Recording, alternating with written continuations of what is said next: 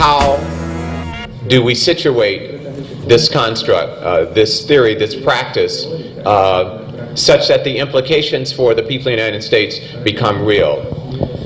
Bernardo Alvarez, the Venezuelan ambassador to Washington, is someone is a test case for us to really watch.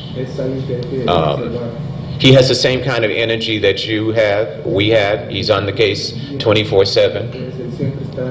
But he has developed some skills that all too often we are not able to develop.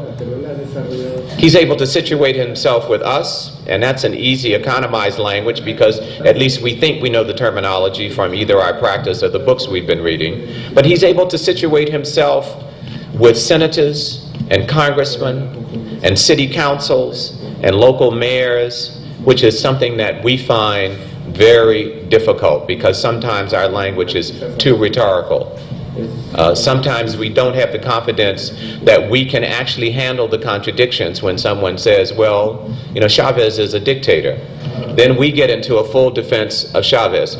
We heard, I think this gentleman earlier, no, we heard Jorge Guerrero say today, President Chavez is an instrument. He's a concentrated expression of the views, the values, the aspiration. He is not the Bolivarian project. I have great respect for President Chavez. I have some criticisms of him in the context of that respect. But we've got to be able to talk about the content of this process in practical ways that people can then say, yes, I want to see. So that means bringing not just trade unionists to meet trade unionists, or it means bringing some of these council people from Venezuela to meet in audiences like this, other city council people, mayors meeting mayors, congress people meeting, and that kind of cross-section. And I think that's the upshot from my vantage point of the importance, I would say the central importance of this construct and practice of participatory democracy, of how do we explain it in ways that it's accessible to people, and how do we bring people together who have like interests, and how do we take the long view. This is going to be a long process. Venezuela is by no means out of the woods.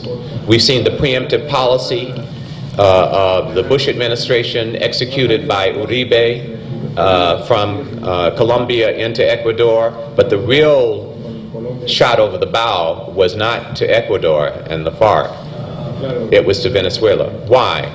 Because Venezuela is the axis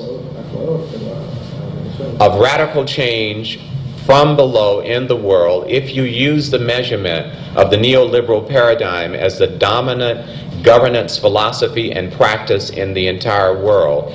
Then the most dynamic place confronting that, from the most radical leftist perspectives, from the most popular perspectives coming from the base, is in Latin America. And the center of that at any level of systematic scale is in the country of Venezuela.